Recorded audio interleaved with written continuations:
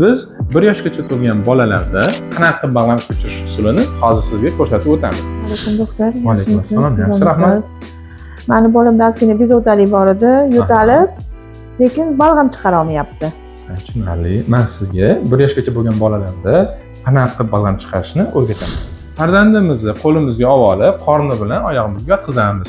O'ng qo'l sohasi bilan bronx yo'llarini ikkita taraflama yaxshilab chiqarib, birinchi qizdirib olamiz. Birinchi uchburchak shaklida, keyin aylantirib, yonmachasiga gorizontal holatda qizdirib, massaj qilib olamiz. Undan so'ng bel sohasidan bo'yin sohasigacha mayda qalamchalar bilan qo'limizni uzmasdan barmoqlarini drenerlovchi massaj qilamiz.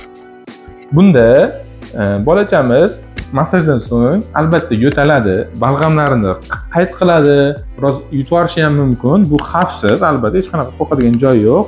Ushbu metod 1 yoshgacha bo'lgan bolalarda balg'am chiqarishga qiynalgan holatlarda qo'llaniladi.